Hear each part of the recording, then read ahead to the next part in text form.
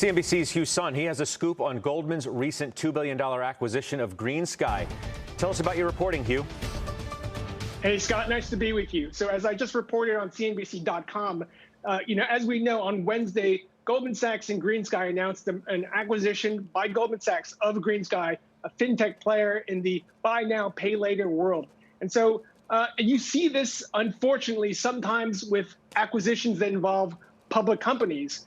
But there was some unusual activity in the options market in calls that were purchased in the week or 2 weeks ahead of the acquisition. So, this is a thinly traded market. Volumes are typically less than 1,000 calls, but they surged to about 12,000 in the days ahead. And specifically, in the day before the acquisition was announced, there was a trader who bought 8,000 calls for Greensky that would only pay off in the scenario that Greensky would surge, 30 or 40% or 50% beyond the $10 strike price. So, these options, these calls were specifically worth perhaps 5 cents when the trader bought it. The very next day, they were worth 3,900% more. So an astounding gain in overnight, essentially. And what options experts tell me is, blatant, insider trading.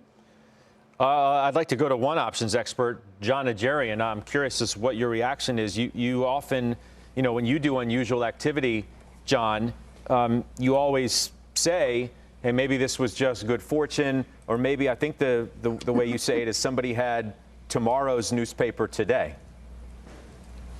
Yeah, that's exactly right. And hats off to Hugh for this great investigative journalism, and Bob Pisani. Yeah, Scott, the likelihood that there's a coincidence here that somebody bought 8,000 calls for a nickel that ended up going, so that $40,000 investment became worth nearly $2 million.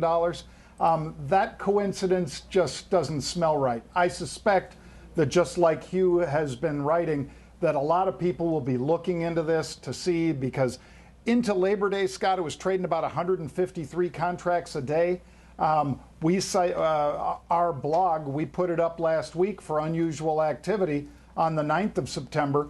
And sure enough, there were several days that looked pretty darn suspicious where it traded into the thousands and even tens of thousands of shares just ahead of this announced deal with Goldman. So it certainly seems like somebody may have had tomorrow's newspaper today, Scott. Hugh, I'll give you the last word. Was the SEC saying anything? Any regulatory arm looking into this?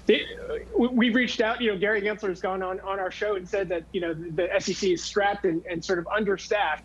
So I anticipate that they're going to look at this and that hopefully they would consider this low-hanging fruit for them to pursue. Yeah, we'll see. Good reporting. Thanks for bringing it to us, Hugh Sun.